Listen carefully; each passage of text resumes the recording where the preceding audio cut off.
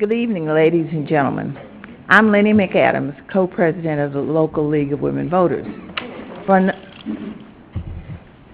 For a number of years now, the League has promoted and hosted candidates forum for the candidates who are running both for city council and for school board.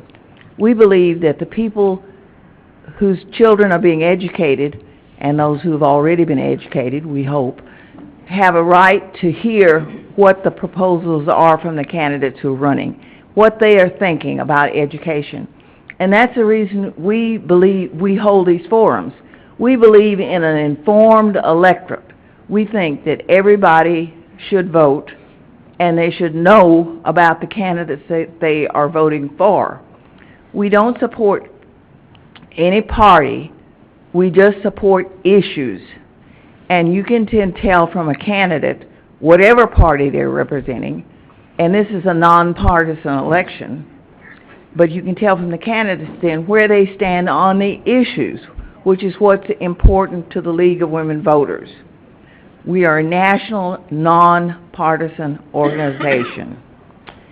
With that said, we issued the invitations this time to 4 candidates. At the outset, they indicated they would be present.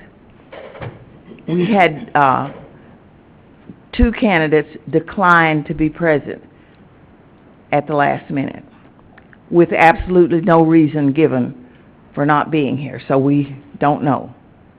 So we have the names up because they're going to be on your ballot, but they did not choose to appear and answer questions from you or let you see who they were. So use that as you feel. Since we only have 2 candidates tonight, we can let them have more than the usual amount of time. And so we'll have opening statements for which they'll have 2 minutes, and then we'll allow 2 minutes for questions. And if we ask a question, if I ask them a question, and they give an answer, but there's something else you want to know about that same issue, if you will just wave your hand, I'll let you ask that additional question. We can be a little bit more informal since we have fewer candidates to deal with.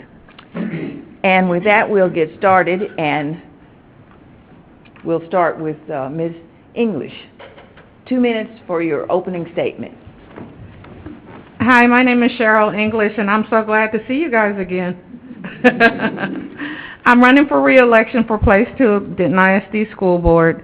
I've had 3 children who've graduated from Denton ISD, and each experience was different.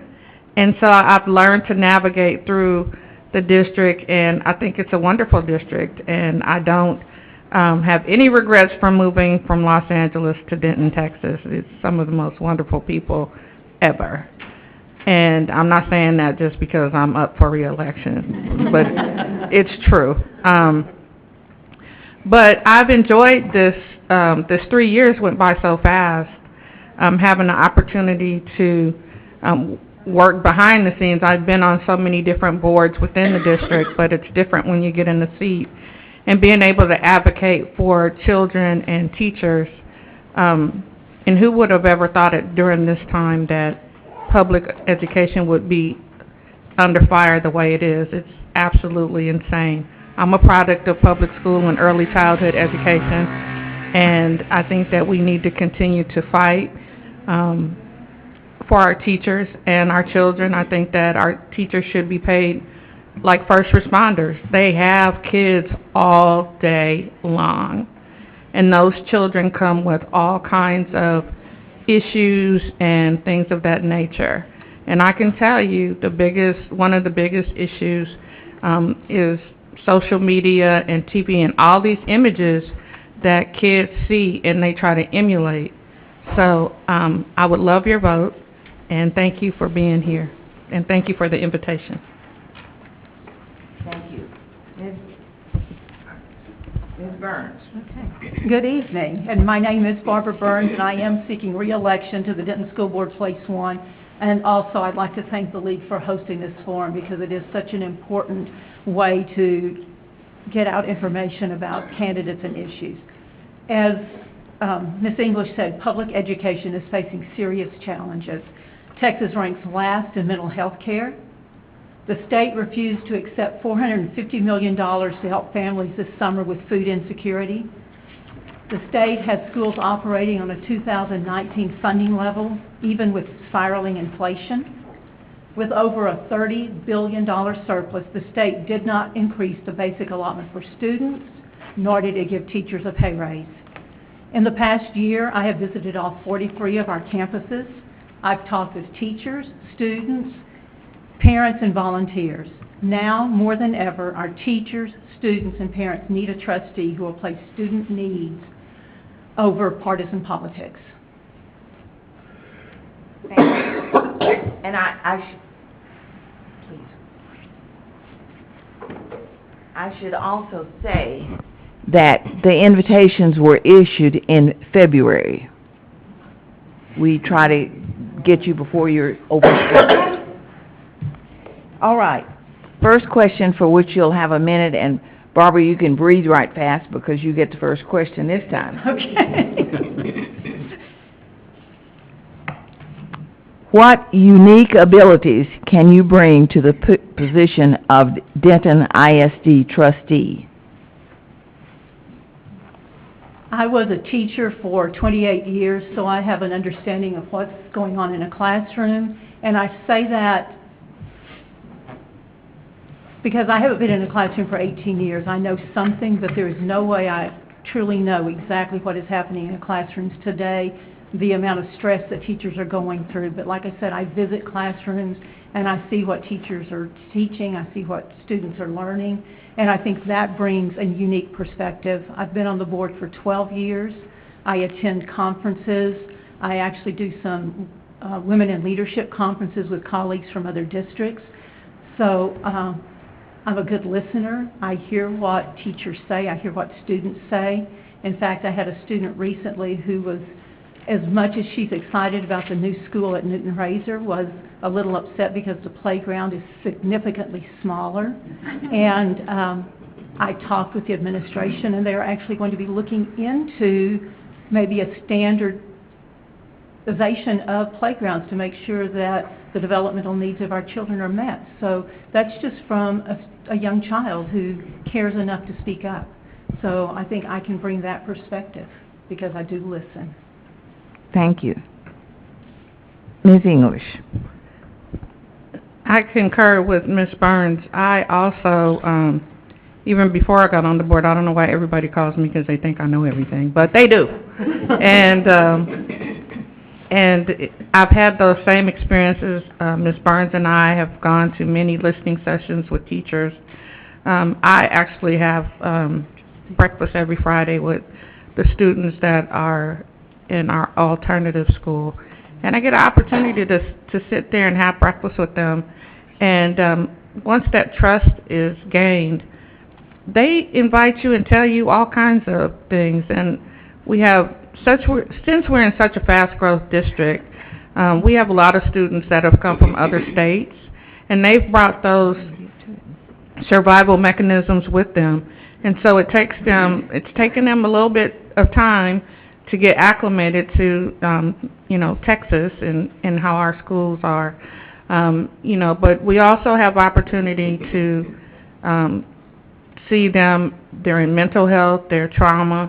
One of the things that I check on all the time, we have a lot of students in our district who classify as homeless. And I checked today, and we have almost 700 kids who identify as that. So as much as, people don't want us to have a clinic or, pass out food, kids who are hungry and homeless and in trauma have a hard time learning. So that has become the responsibility of the district and the teachers. So, that's just a small fraction. I go to conferences, continuing education. I'm on other boards within the city and have been on other boards in the county. And so you get to hear in different circles, you get to hear the concerns of the people and the students and the parents. Thank you.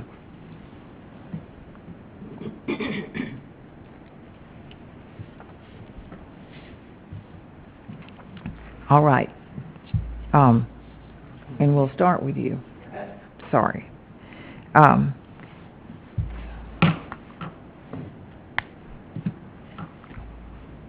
There has been a lot of talk in the news about school vouchers, school choice, and charter schools. Texas school districts are having to make deep cuts because lawmakers did not increase school funding or teacher pay. Governor Abbott said he would refuse to sign a bill without passing school vouchers. Are you for or against school vouchers, and why? My turn? Yes, Okay. please. I'm totally against vouchers because it takes away from the system that we already have. We're not fully funded, so how can we afford to take vouchers and give to charter schools who have no oversight financially, and they can take the best of the best, and it just takes away from our most neediest students, as well as then we have to work with less, and it's really a big insult to our teachers and to our students. And they don't have the federal protections that they do in a public school. So the Constitution says that you have a right to have a free public school education, and we need to follow the Constitution and make sure that we are taking care of our kids and our teachers. So I'm totally against vouchers. Ms. Burns? I also am totally against vouchers. We are not fully funded, as Ms. English said, and I think a lot of people don't realize how charter schools, for example, are funded. Our local property taxes are really set by the Texas Education Agency. We have to approve that. They give us the part that they want to, and then the rest goes into a state fund or the general fund, and that's how they fund charter schools. So charter schools do not have an elected board. They don't have taxpayers who choose to increase taxes or not. They just get the money from us. So when people talk about the high school taxes, a lot of that is because they take what they want, and in fact the state of Texas does not fully fund us. Denton's budget, or Denton ISD budget for this past year was funded 22% by the state, and the rest of it was made up by local property tax and like 1 or 2% from the federal government. People don't know that. When we talk about vouchers, there are 1 million children who are homeschooled and in private school. If they gave $10,000 to each one of those children, that's $10 billion, and they couldn't even fund a $1,000 increase, which would have gotten us to an inflationary hold for this past year, and that would have been about half of that. So if they can't afford to pay for our public schools, well, how are they going to add another? Vouchers or public schools that are funded by local taxpayers, but they don't have the same, they don't get their money in the way that we have to get it. They can buy buildings without having to go through bonds. There's a lack of transparency, and they don't have to take all students, and vouchers will not guarantee that, because a voucher will not fully fund. And so when we talk about vouchers giving people choices, we have lots of choices in public schools. We have so many programs in this school district. We have, okay, 30 seconds. We have IB schools, we have advanced placement, we have dual credit, we have dual language programs, we have an advanced career center, we have Fred Moore, which is a special school for our high school students who need a smaller classroom and self-paced. And we're looking at more and more opportunities for students. If you go to a charter school or a voucher, they will decide if they will take you or not. And then many times they come back and they underperform. There was This was in the Dallas Morning News yesterday. We don't have money to spend on telling us the great things about public schools. That's where the money goes. Charters spend more on administration than we do. They spend less on students than we do, and yet we outperform them. Our schools in the state of Texas, 86% of ours have an A or B rating, whereas charter schools is less than 60%. Their financial ratings are less than ours. In fact, the largest voucher program in the state of Texas is now under conservatorship because of their financial misdealings. So when we talk about vouchers, that is not giving choice to our parents, it's giving choice to the schools. And it's allowing billionaires who have money to privatize our school system and make more money and not care if our children are learning or not. Thank you.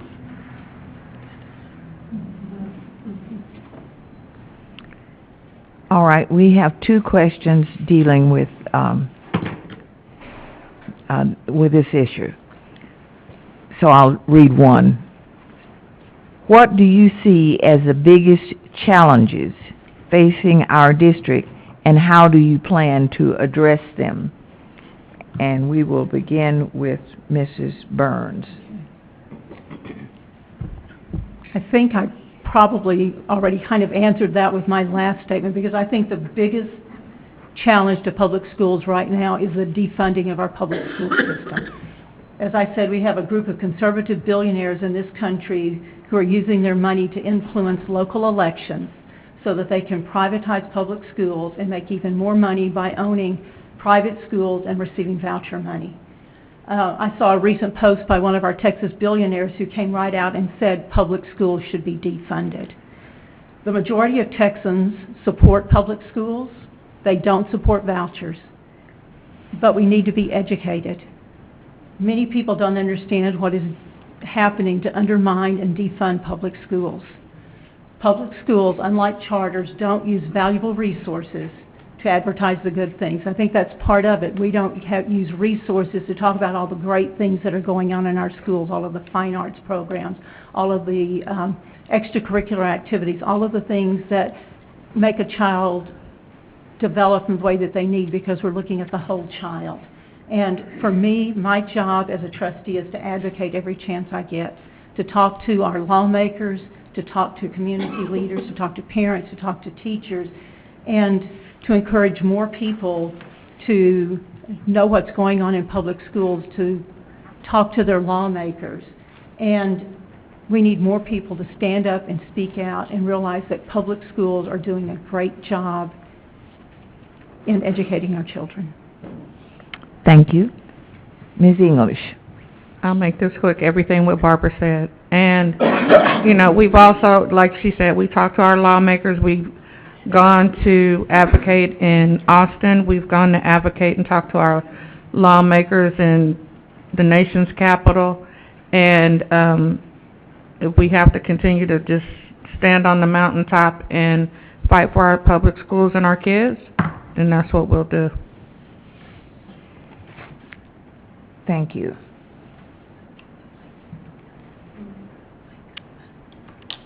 We'll start again with you, Ms. English. Accusations of indoctrinating, sexualizing, and grooming students have been made against teachers and librarians. How do you respond to these attacks? What would you do to support teachers and librarians against these accusations? We've had quite a few books that were challenged, I think close to 100. There are systems in place if parents don't want their children to read specific books, but I can say that some of those books were taken out of context. But I can 100% guarantee the kids aren't running to the library to read these books because they have a phone in their hand, and it'll show them way more than what you're screaming about in a book. So I'm not for banning books and all that. I think that that's a disservice, and it's just a false narrative that's been put out there. Teachers barely have enough time to teach, let alone indoctrinate. Who's got time to do that? Thank you. Ms. Burns? In a recent 60 Minutes interview, a reporter asked two leaders of a national group that supports book bans to give examples of ideology and indoctrination they claimed were occurring in schools. The two looked at each other and could not come up with one example.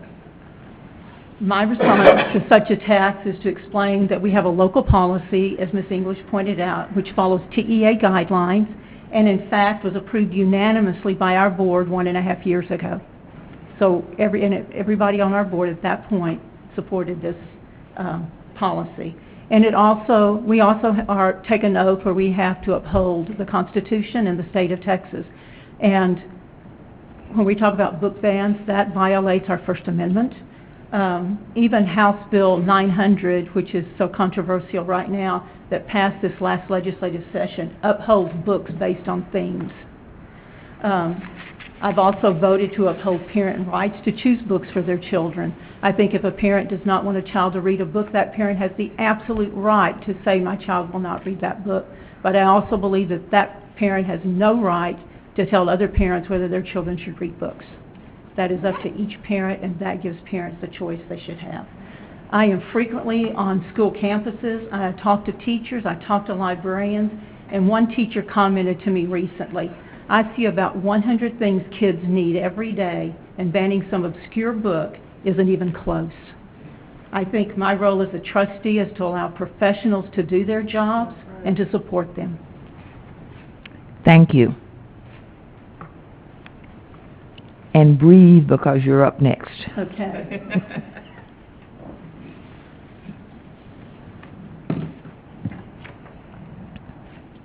How can Denton ISD make it safer to walk and bike to school so students can more easily get to school by themselves and stay for after-school programs and clubs? One of the things that we do as a board is to have joint meetings fairly regularly with our city council, and several of them are here this evening. And that is one of the things we try to work out in a partnership, are the things that are impacting both the school and the city, and work with them. And in fact, one of the things that came up at the meeting we had last week was a sidewalk that needs to be put in around Denton High School, close to the new Anita Reeves Elementary School that's going to be there. And typically the sidewalk is the last thing that goes in, and in working with the city, they said we need to put it in first. And so just those kinds of things, by talking and listening to our partners, it helps us to try to make the decisions that are needed for our students. Ms. English? Everything that Barbara just said.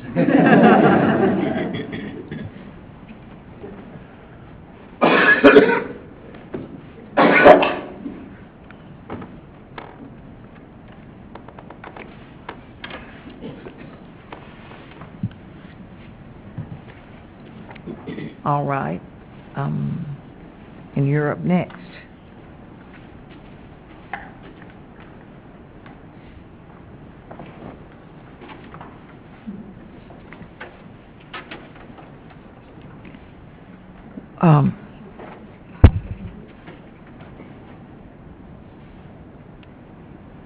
What steps, I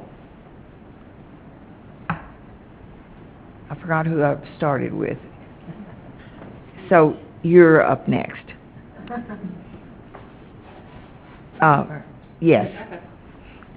What steps will you take in promoting teaching accurate information about American history, including non-white peoples? And also, what steps will you take to protect LGBTQ plus students, faculty, and teachers? Well, as far as American history, that is definitely a State Board of Education. They do our curriculum. We follow what text that they have put in as far as what they want taught. and we follow what the state tells us to follow. I don't want to sound, because there are a lot of things that they want the teachers to do, and their curriculum is already so finished, but we got to start having a partnership with parents, because they have to take some of this responsibility and teach a lot of this stuff at home, because that's what I did. And there are certain things that the school curriculum is just not going to have enough time to do, as far as American history or even in Black history, because it's so much in Native American history. So, you know, we're going to follow what the state tells us to do as far as what we can teach and follow those TEKs, and anything else, you know, if there's another group that wants to go in that direction as far as an extracurricular historical group, they can do that, and,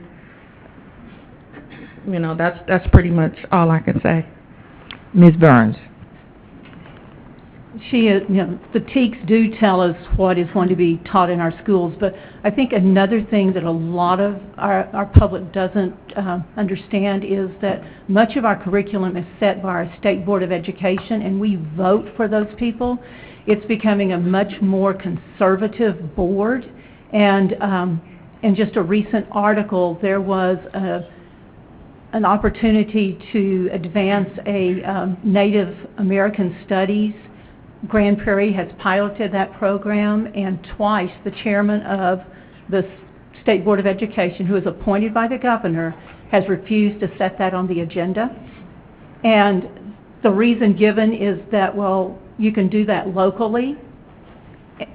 The problem with that is that there's no funding for that, and districts, especially now when funding is so limited, they're not going to buy the resources for a course unless they know that it's going to be there for a period of time. And so that is another place where we need to be really careful and really educate ourselves when somebody is up for that position, because it impacts the curriculum that is taught in our schools, or not taught in our schools.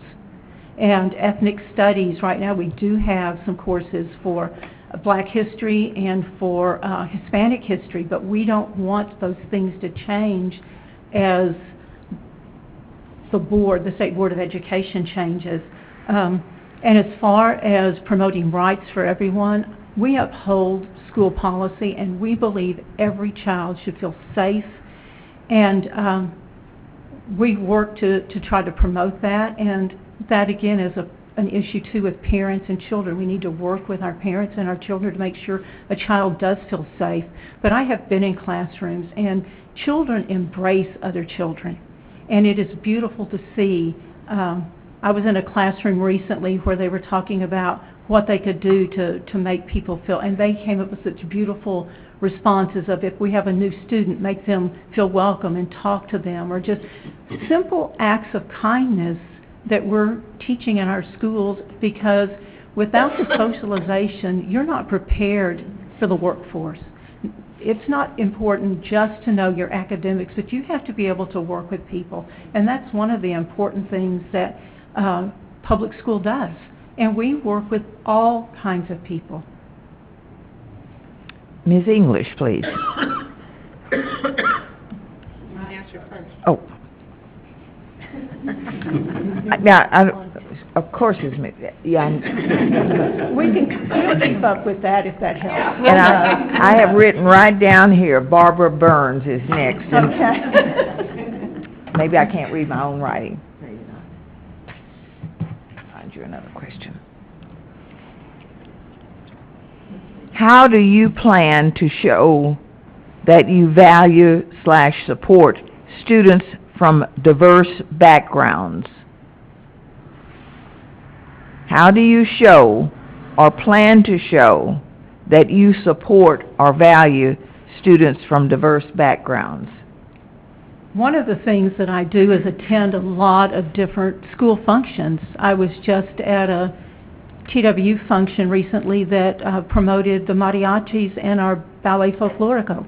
I attend concerts. I attend all kinds of things that involve all of our students.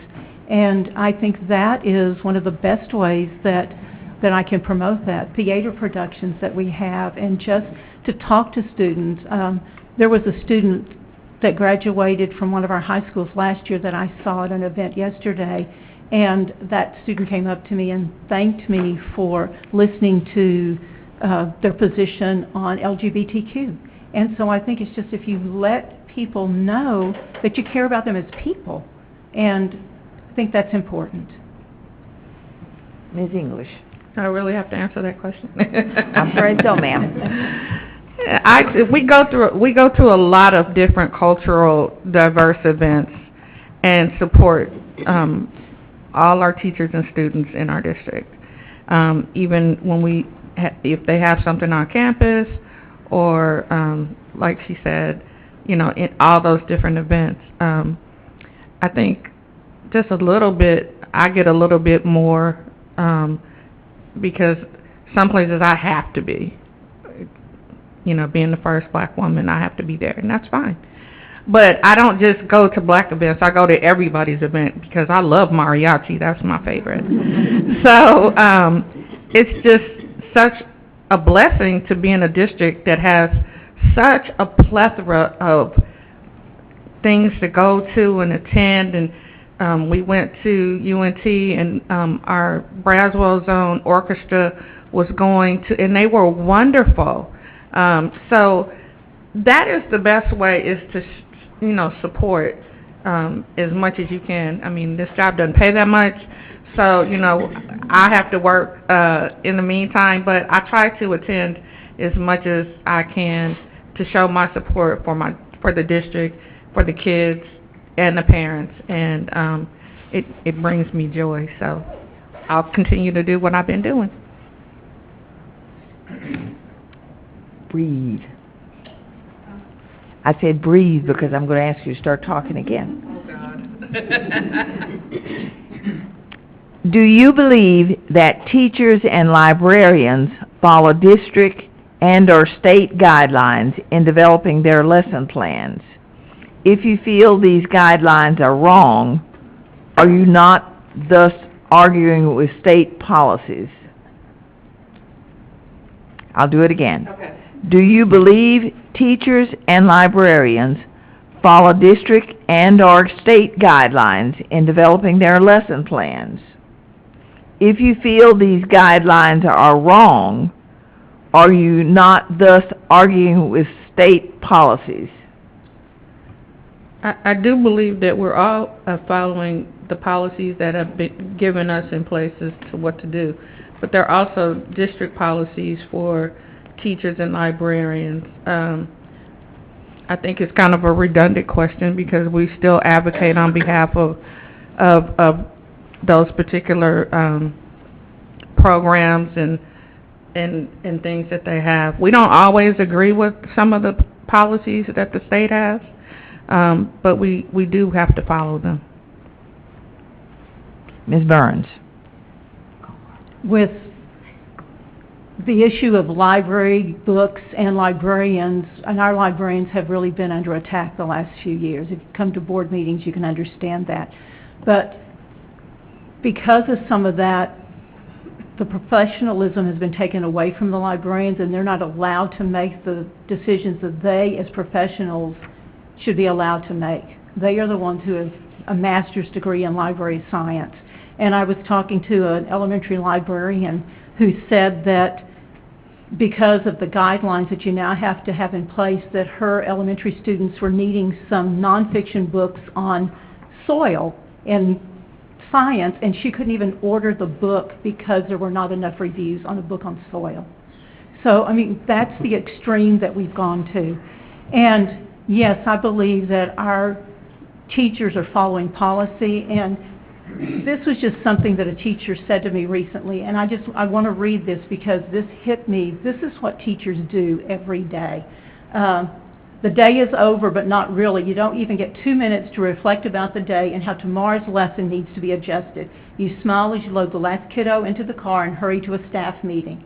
Then you walk into the library and see the faces of 40-plus people who loved children today. They help students emotionally regulate, placed safely, and transitioned with civility. They wiped noses, dried tears, kept the peanut snacks at a separate table, and hugged the child who couldn't remember if this was the day to go to Dad's house or Mom's house. They laughed at the silly things kids say, marveled at the way children think and learn, and encouraged the young children every step of the way. These are your colleagues. They are worth their weight in gold. That is what teachers do every day.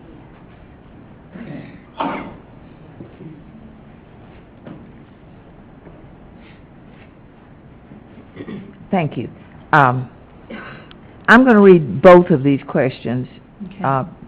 Simply, they're only slightly different, but will you support the school library's purchase or collect books and other materials to support the needs of all students?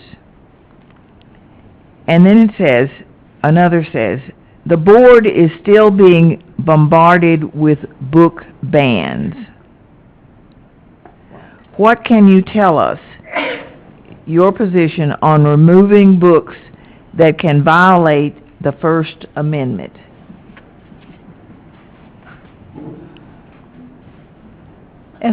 As we've mentioned earlier, we do have a policy in place where we have to follow those guidelines, and librarians should have the authority to buy books for their libraries. But as I've said, as I've talked to librarians, because of the stringent guidelines, they have less and less of an opportunity to really decide the books that are needed on each campus. And we have 26 elementary schools. They all have a different culture and different needs. And it makes it more difficult for our librarians because they're not able to use their professionalism to get books because of some of the stringent guidelines that they're having to follow. And I wholeheartedly believe that we need to support the First Amendment, and we need to make sure that we have appropriate books at appropriate levels that meet the needs of all children. Thank you. And Ms. English? Everything that Barbara said.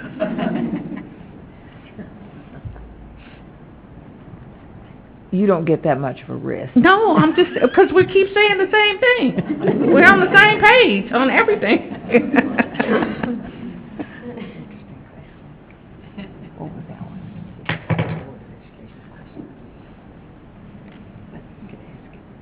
I think I'll do this one first. All right.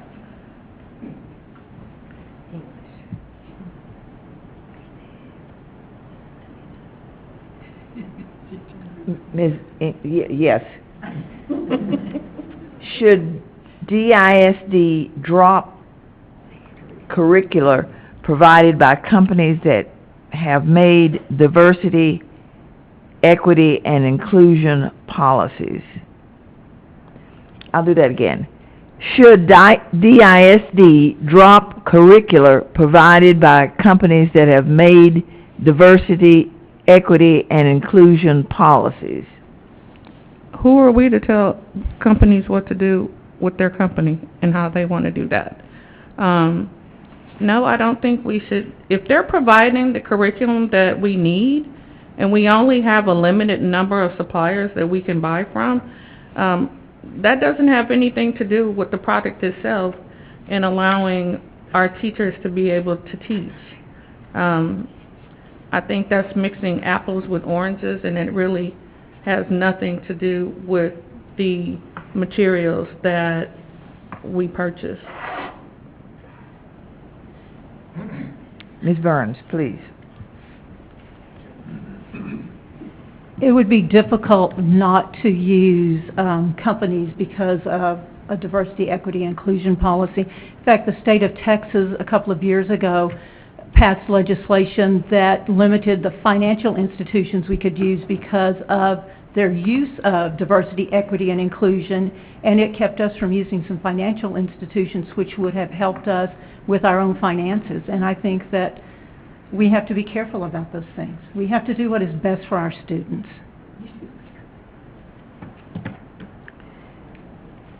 This question says yes or no, but obviously, as the person answering it, you have permission to elaborate if you wish. would you support a procedural change to school board meetings so that only residents of Denton County may speak during public comments? I was a high school social studies teacher, and I firmly believe in the First Amendment freedom of speech.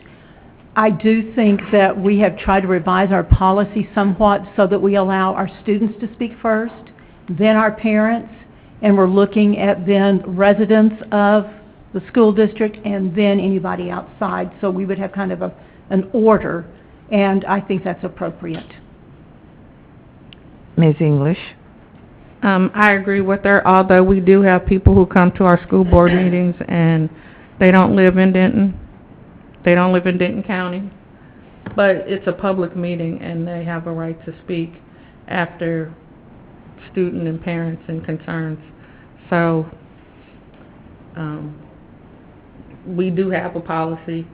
They follow it. So, there's nothing really we can do. We have to abide by and give them that right, even though sometimes we don't like it. All right. Are there any further questions from the audience? Because we have exhausted our questions, and we'd be happy to hear anything from the audience that you care to ask. Mr. Meltzer? Is it possible to vote for both of you? Yeah.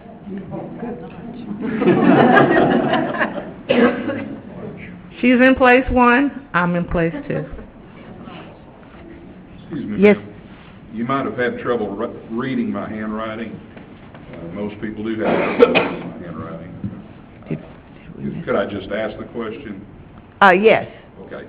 What I was going to ask about, you'd said that state funding is 22% of the budget for Denton School District. Well, the state of Texas' primary responsibility is school funding. That's one of their big responsibilities. And yes, as you said, they've been decreasing it, you know, for a number of years. But the point is, there is school funding. Every district gets school funding except for probably Channing School up in the Panhandle. And so what percentage should the state be funding for Denton's budget?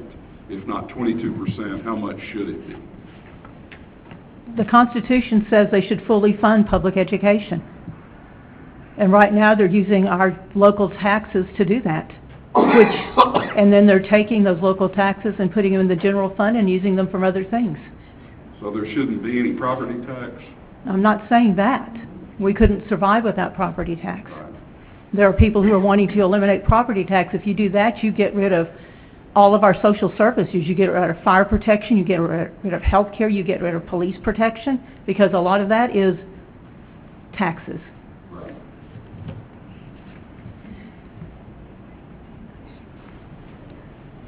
Any other questions from the audience? Yes. So I was curious if you can elaborate more on, you were talking about how funding is being used in other places. Can you elaborate more specifically on how money leaves the education system and goes to those other places, and do you know what that money is being spent on?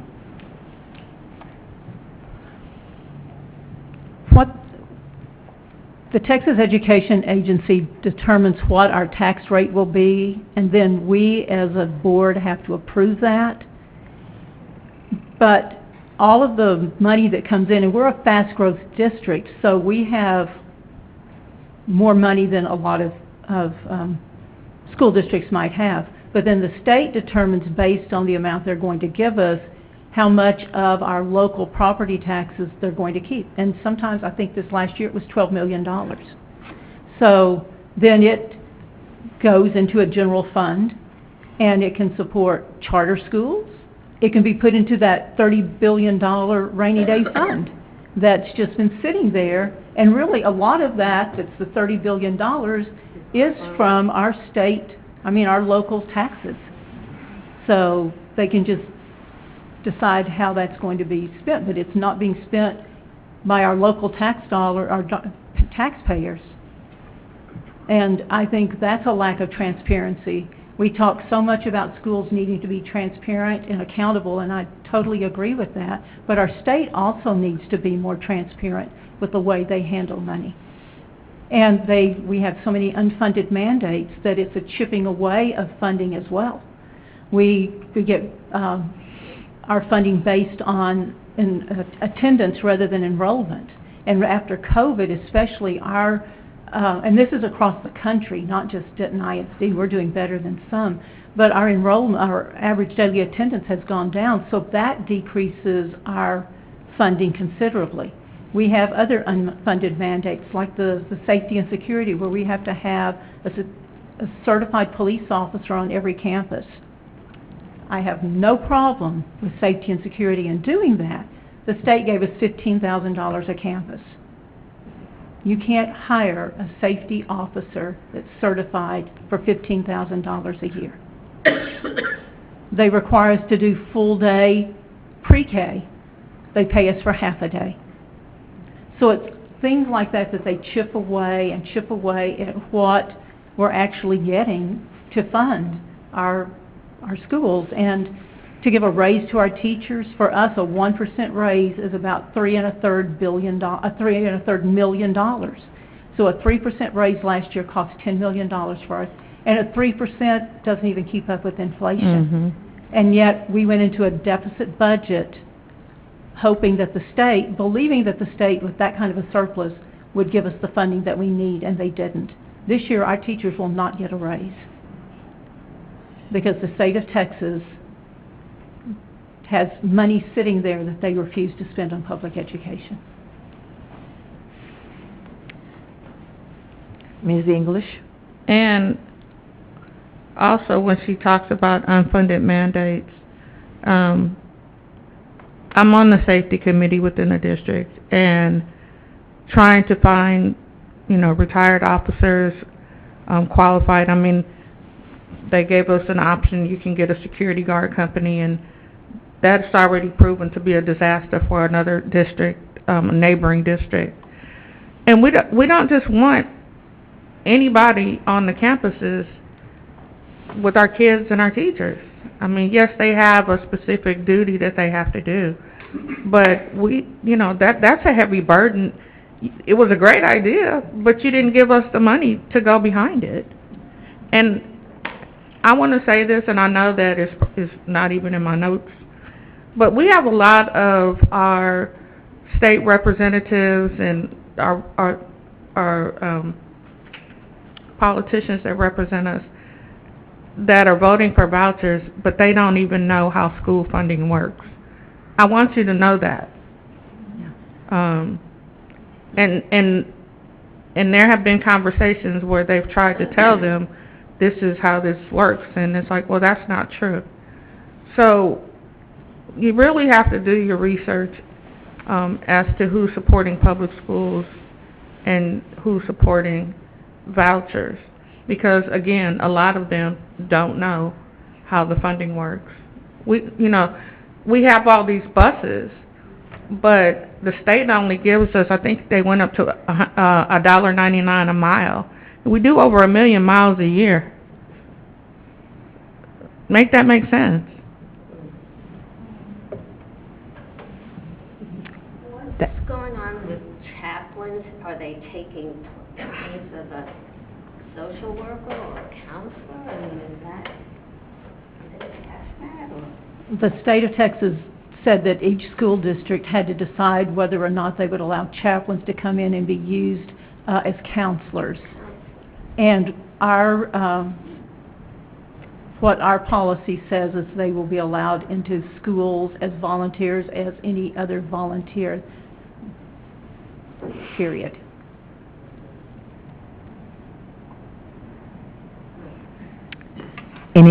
Yes, sir. But to clarify, they're not replacing school counselors. No, absolutely That's what I not. thought y'all voted on. Yeah. But they can in other districts, I mean, right? Not here. Again, we're talking, we need to let our professionals, whether it's a counselor, a librarian, or a teacher, do the jobs that they are equipped to do. Mm-hmm. Scary. Yes, ma'am. you mind telling the room what the current student allotment is per pupil versus what it should be at with current inflation and pricing? Currently, it's $6,160 per student, and we were asking just to get to a level where we would be even with inflation to add $1,000 to that. Charter schools get anywhere from $1,000 to $1,500 more per student than we do. And yet, we provide more services. If a charter school needs a speech therapist or other, they use our resources. So that kind of doesn't seem fair, does it? They could have just stayed in public school. If there are no further questions, we're going to get to go home early this evening. I got one last one. Yes, sir. Do you believe it's necessary for us to dive into the rainy day fund? And if we were to dive into the rainy day fund, how long do you think that will carry Denton ISD? Are you talking about our fund balance or the state's? The states. The state's, right? The state. Or either one. You mentioned the rainy day fund earlier was being put into that fund. I believe we're not tapping into that money right now, correct? That's one of the reasons that a voucher system it's not a fiscally conservative policy. If it's going to cost $10 billion a year, where will they get that from? And that has to be every year. And right now, that's what they would have to do, right? And other states have shown that adding a voucher plan is not economically feasible. So, and that's what would have to happen. We've had this once before, and they should tap into the rainy day fund, and they didn't. And so, you know, it's like you pay these large amount of property taxes, and then they're not even put to use to what they're supposed to. The reason I asked the question is because we also have a fund balance, and according to our financial integrity rating that we get every year, and we have been superior for 20 years, we're having to dip more into our fund balance because the state isn't supplying that for us. And our fiscal year starts in July. We don't get money from the state until the fall, so we have to have a 3 to 4 month budget outlay just to provide for the salaries and the other bills that come in. And then in case of an emergency, like the schools that flooded a few years ago and cost us millions of dollars, you know, those kinds of things. And so our general fund, it's hurting us financially because we're not going to have the funds that we need to sustain our emergency funding or paying our bills, because since the state isn't funding us, we're having, and again, that's another way that the state is using to kind of defund our school systems. They're depleting what we have, even though we try to be very fiscally conservative. With our bond program, we have been able to put almost $300 million back into working with our bonds and back for our taxpayers just because of fiscally conservative measures. When we added a wing to Braswell High School a few years ago, we didn't have to put that part in the bond because we had the money because we'd used our money so frugally. And we have a bond oversight committee to make sure it's being handled properly. And we do that. Charter schools don't have to have that. Brian. So much of the topics tonight have been the board putting out fires that are often caused by others, and how to devise policies and statements to put out these fires. So let's move past that. If we could get all these fires out, what are some aspirational goals? What are some directions that you'd like to see the school district move if you ever had the time and the budget to take a positive step forward? More opportunities for choice, STEM programs maybe at schools. People keep asking what we're going to do with the old Calhoun as they move next year into their new facility where the old Denton High School would be. We've talked about a fine arts program, or we have a lot of students that have a lot of emotional needs, and some people have talked about some kind of a program that would combine the arts as a way of working with students to help with those needs. So I would love to see us be able to expand a Montessori concept for some parents. I would love to provide opportunities for our teachers who need a daycare facility, and use our students as interns in those programs from our Career Center. There's just so many opportunities if we were given free rein to be able to do some of the things that are really needed to service our students and our community. Ms. English? And the same, I'd like to see cybersecurity, but I've also, our facility for our teachers to take their children is busting at the seams, and it's a great program. But as the district expands, like our latest campus is all the way in Prosper, we're gonna need to take care of those needs out there as well. And then we'll have more growth in this area. So it would be a matter of keeping up the growth. I think the ATC provides great programs for students to be mechanics and HVAC and cosmetology and a lot of those programs if they don't want to choose college as a route. So I'd like to expand that as much because we've got some really great kids and some really great programs over there. And we have kids who are over there full-time. If they don't have any extracurricular activities, then that's their full-time campus. And so we need more of that. We need that in the 380 corridor as well, just to expand those programs, because even when I go to the alternative school and have breakfast, some of the kids over there have talents now. They're kids who can be barbers because they're cutting their hair and doing hair and, you know, those type of things and those interests that may not necessarily involve going to college. So I want to just make sure that they have as many opportunities to be successful. And that's one of the great things about the ATC. I mean, they can get a pharmacy tech certification and work while they're in school, and a lot of them do. And so have those opportunities, because when they leave high school, if they don't go to the military or college, at least they'll be equipped to go out and be able to provide for themselves and their family. And so we have some things on some campuses, but push more into entrepreneurship and what that looks like. And I had a kid over at Davis, and we talked about, why he was there, and then what do you want to do? And he wanted to be a mechanic, and I said, you could have gone to ATC. He said, I could have? And I said, yes, gone to ATC. It's a great program. I said, and then you get out, you're certified, you're ready to go to work, and then maybe one day you want to open up your own mechanic shop and have people work for you. You have that entrepreneurial spirit. We just got to figure out how to make it work. And it was something that he didn't know, but you could see the lights come on when we had that conversation. And he said, when I go back into my campus, I'm going to check into that. I said, you should. And so I believe that it takes a village. That's all, because I had a village. And that's what's great about Denton, because we have such community and village and people who are invested in our students and our teachers.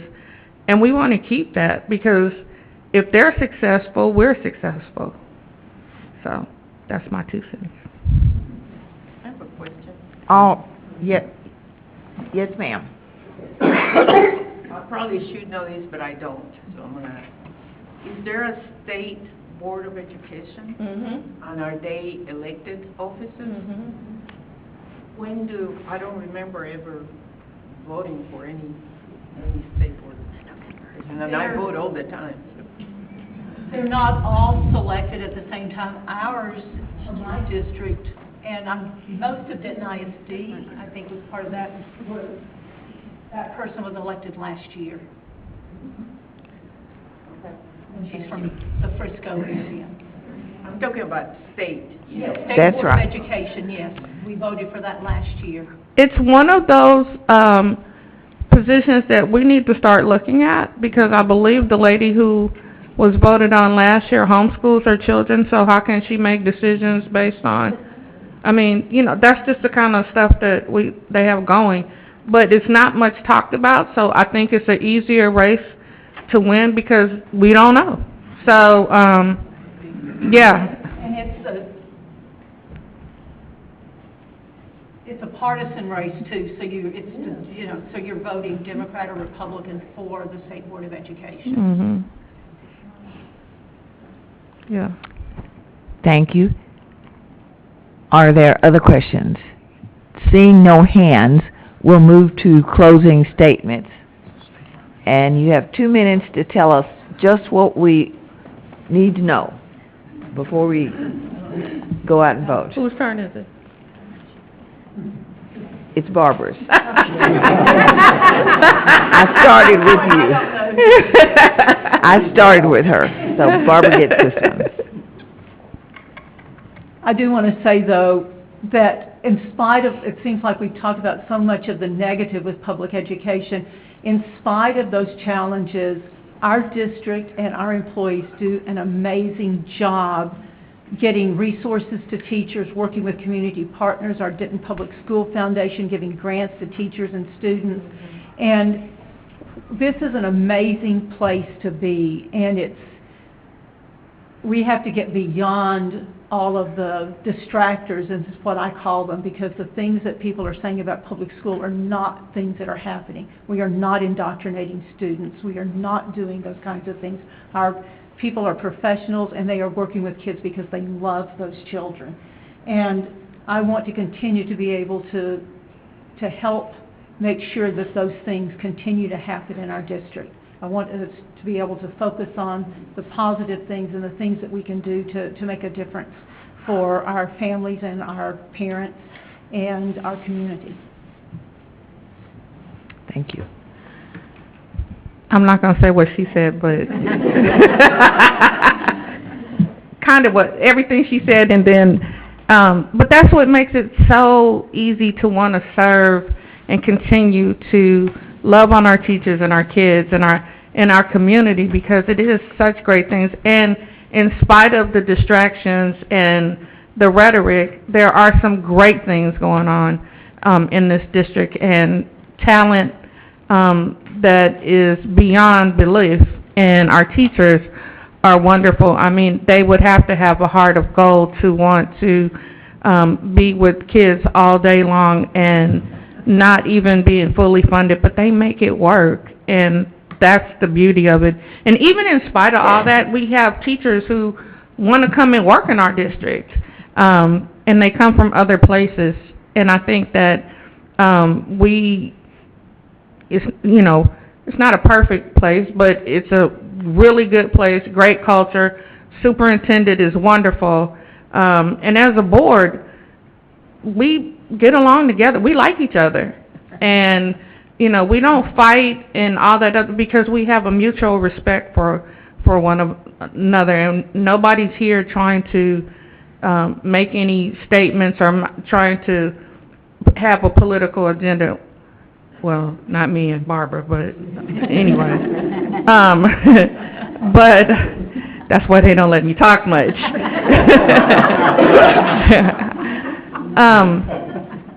So this is why, and I appreciate you all being here and just having the time to get to know you, and I appreciate, you getting the word out and putting signs in your yard and voting and telling your friends, because it is crucial that we continue to do the work that we do here in Denton ISD. So, thank you.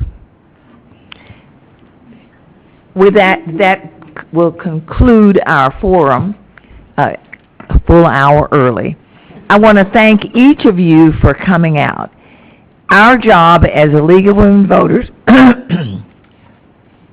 we support the League mission of empowering voters and defending democracy in our communities.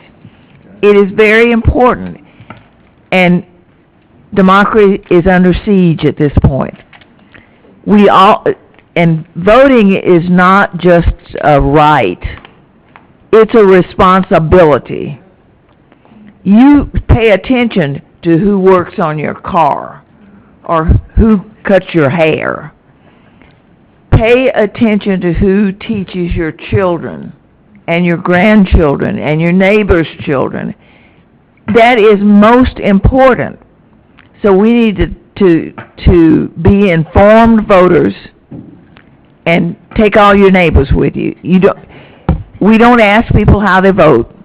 We think if we provide the information, you are intelligent enough to make up your own mind about who's the best person to educate your children.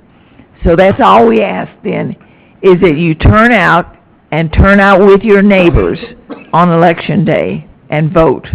It's important. Thank you, and thank the candidates